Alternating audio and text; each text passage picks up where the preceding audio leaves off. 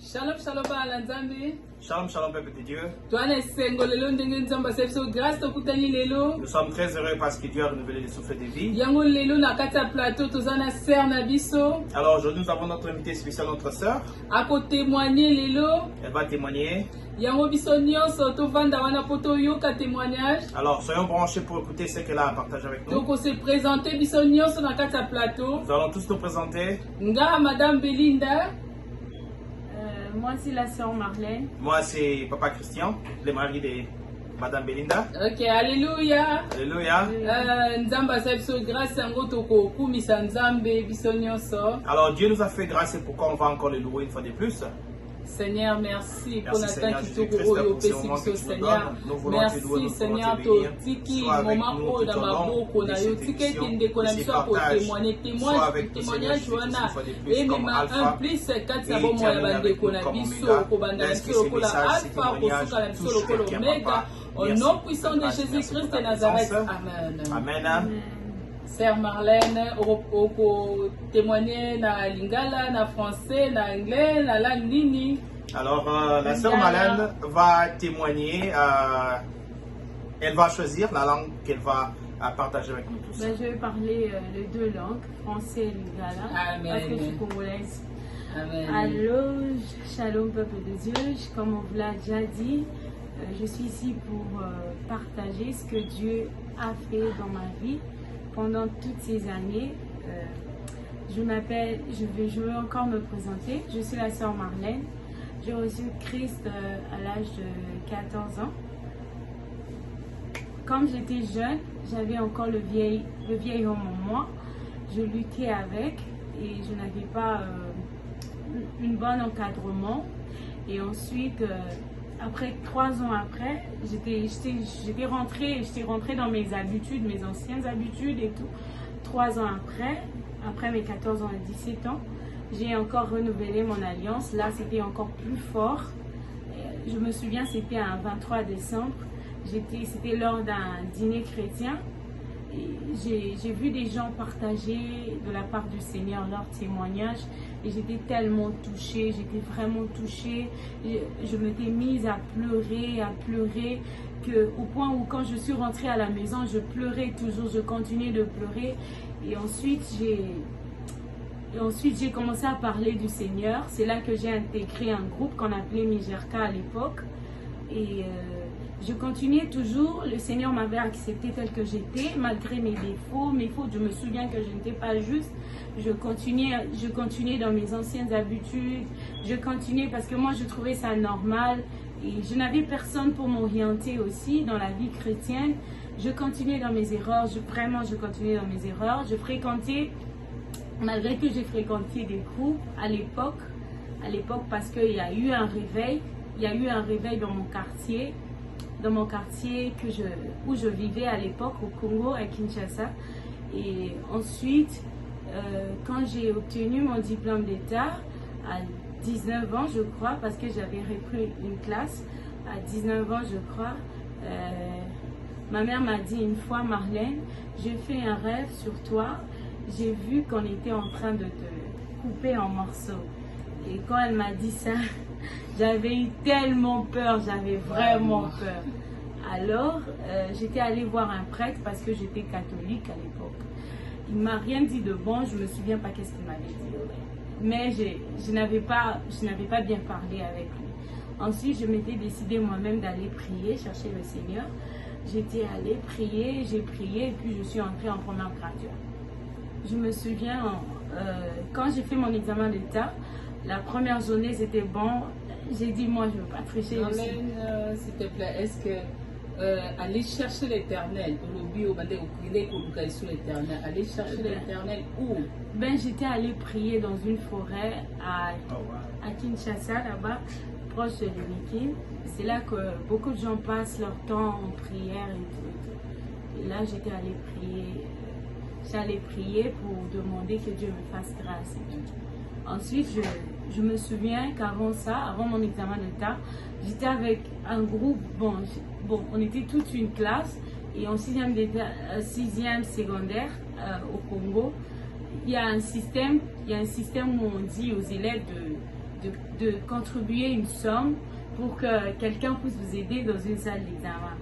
Je me souviens que j'avais refusé de donner. J'avais refusé de donner. J'ai refusé de donner cet argent, mais j'ai fait 3 journées. Bon, j'ai chauffé à l'examen. J'ai raconté à ma soeur m'a dit, Marlène, en tout cas, faut que tu triches, tu n'as pas le choix.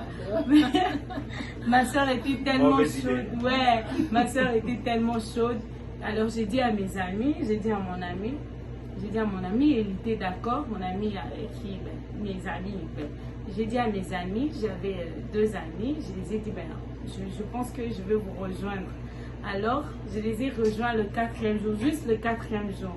Je me souviens, il y avait une parole qui était dans le livre de Ésaïe qui me revenait souvent. Je veux vous le partager sans de... C'est dans Ésaïe 31 au verset 1.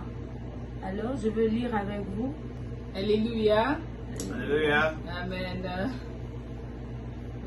Sœur Marlène a partagé ma cambonaye. À continuer, tous la parole aux Sœur Marlène pour partager. Ok. La Bible nous dit, malheur à ceux qui descendent en Égypte pour avoir du secours, qui s'appuient sur des chevaux et se fient à la multitude de chars et à la force des cavaliers, mais qui ne regardent pas vers le Saint d'Israël et ne recherchent pas l'Éternel. Je me souviens de cette parole quand je passais mon examen d'État. Ça me revenait très souvent. Malheur à ceux qui descendent en Égypte. Ça me disait toujours ça. Et alors, je n'avais pas toujours compris. Je demandais pardon à Dieu. Seigneur, je ne sais pas si je veux tenir jusqu'à la fin. Je me disais, est-ce que je veux y arriver ou pas?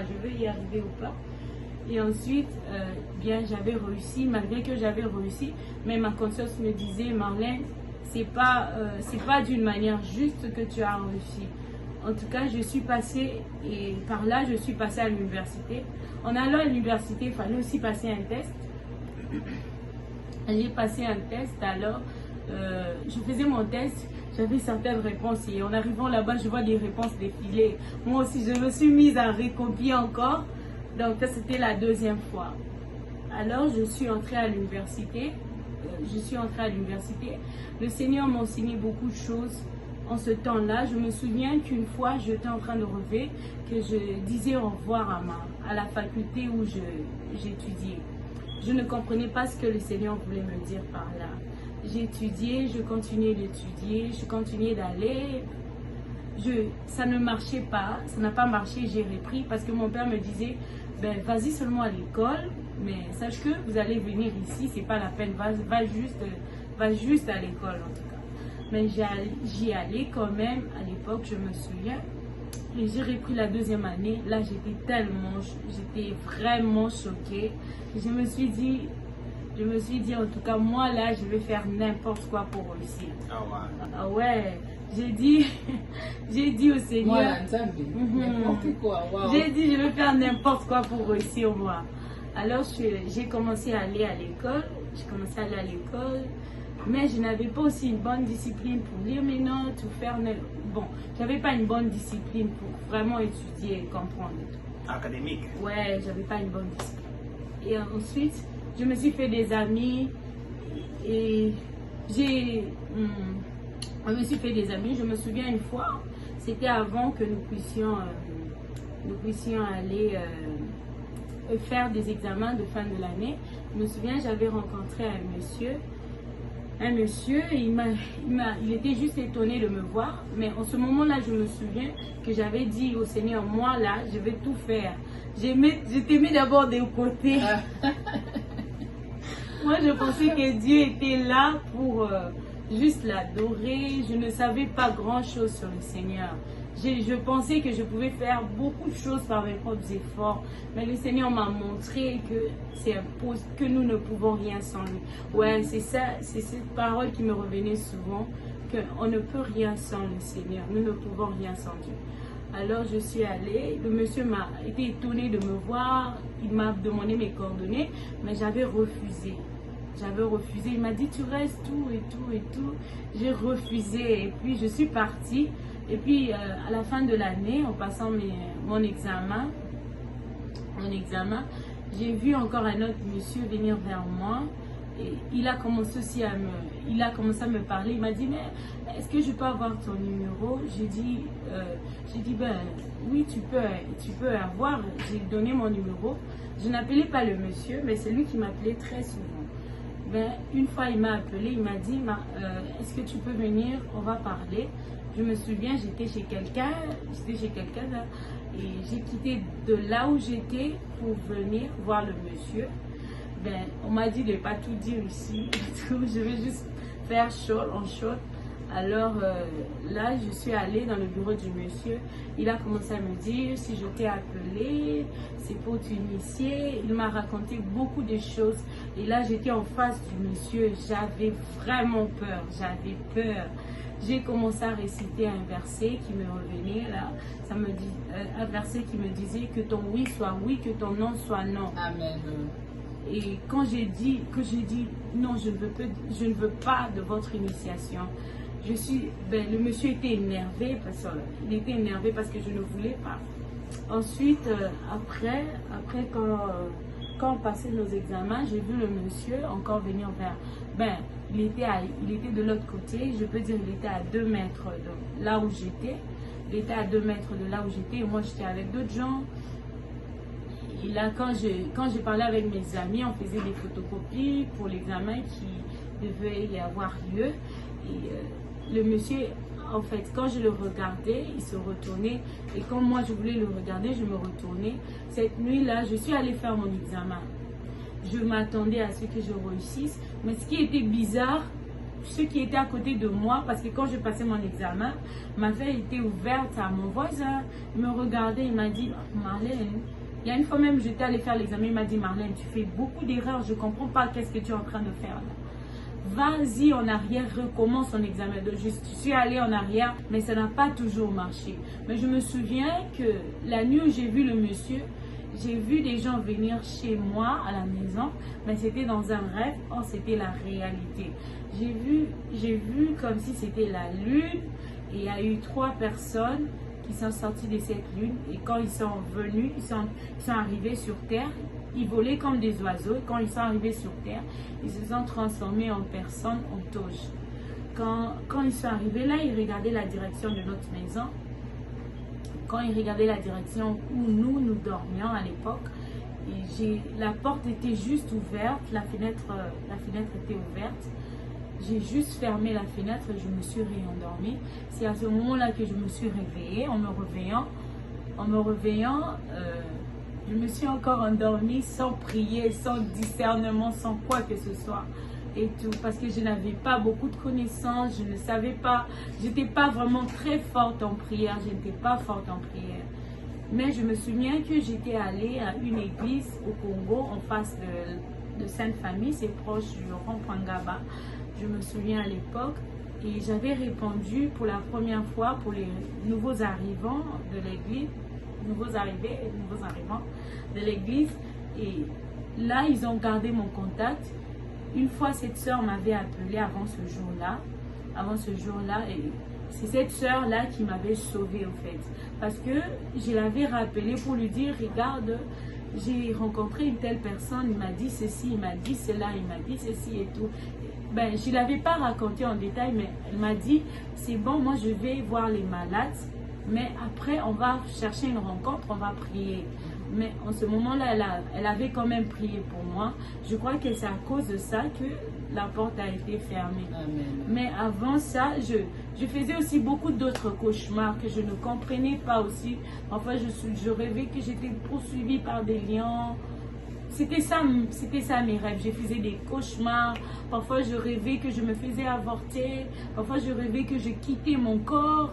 Je faisais beaucoup de rêves. J'étais entre la vie et la mort cette année-là. Mais le Seigneur n'a pas permis à ce que les desseins des méchants puissent s'accomplir dans ma vie. Amen. Et à cause de cela, je suis ce que je suis aujourd'hui. Alors, après ça, je suis allée à la délibération. Je pensais bien réussir, mais je n'avais pas encore réussi. C'est là que tout mon monde s'est écroulé. J'avais pleuré comme un bébé, au point où j'arrivais plus à manger. Je regardais juste les gens. Je regardais comme si Rien ne se passait autour de moi, comme s'il y avait personne autour de moi. J'étais devenue dépressive, je pleurais quand j'étais seule. Je faisais beaucoup de choses seule. Donc, après, mes parents ont découvert, j'avais rencontré avant ça un homme de Dieu qui me disait, vas-y à la maison, tes parents vont t'aider à surmonter ce que tu es en train de traverser.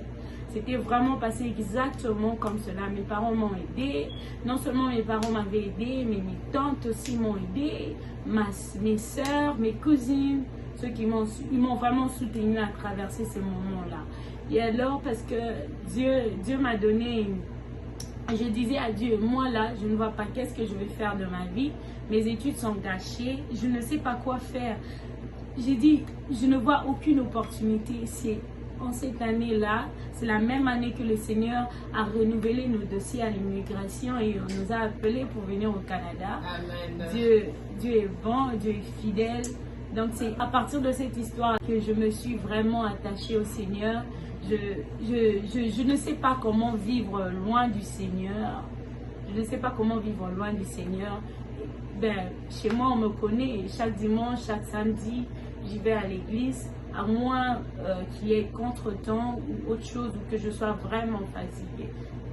C'est comme ça que je suis restée avec Dieu. Et Dieu a toujours été là avec moi. Il ne m'a jamais abandonnée. Il a été mon Dieu. Et je crois aussi qu'il sera votre Dieu. Je crois aussi fermement ce qu'il a fait dans ma vie.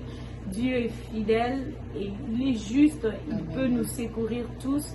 Peu importe ce que nous traversons dans la vie, il est là, il nous aime, il a toujours les bras tendus pour nous chercher. Peu importe la boue, peu importe la saleté que tu as, peu importe tes habits, Dieu nous aime, il ne nous condamne pas. Tout ce qu'il veut, c'est nous, c'est nous-mêmes. Et notre disponibilité. Amen. Yango wana bandeko, Sœur Marlène a aussi coupé cette histoire naïe.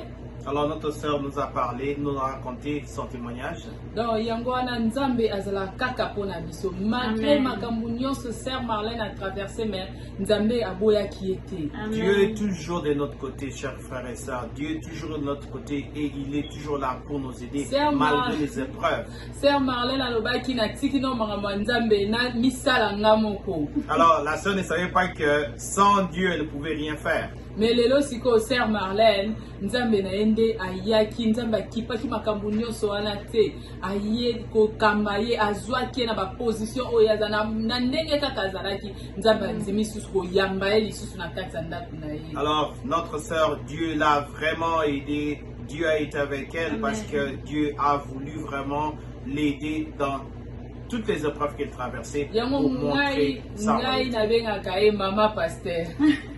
C'est pourquoi on l'appelle maman pasteur par moment. Elle est vraiment une servante de Dieu. Conseil togopé ça, ba sœur na biso bandeko na biso faut pas to bombela ba parents na biso ba makambo tozana ngo. Alors chers frères et sœurs, sachez qu'il faudrait toujours partager ce que vous avez, ce que vous ressentez à vos parents ou à vos proches. Sœur Marlène abandeko banga ba parents pour ebisa bango ba problème azaki nango amisala ki ye moko Nzambe na yemo. Alors par moment, comme vous avez suivi les témoignages, notre sœur avait un peu peur, on ne partageait pas en fait ce qu'elle avait avec ses parents.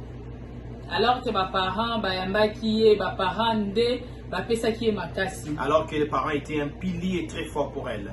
Yango wana biso nyonso ba jeune bandeko toyoki témoignage de Sœur Marlène. Alors chers frères et sœurs, nous avons entendu les témoignages de notre sœur. Toyebi ke tozaka na Nzambe moko tozana posa kosala posa mitema na biso te mais tozana posa kosala posa ya motema ya mokeli na biso. Nous n'avons pas besoin de plaire à un homme, nous avons besoin de faire la volonté de Dieu et de lui plaire. Yango wana Nzambe apambola biso nyonso bozala beni bisika bozali. Que Dieu soit encore notre apanage.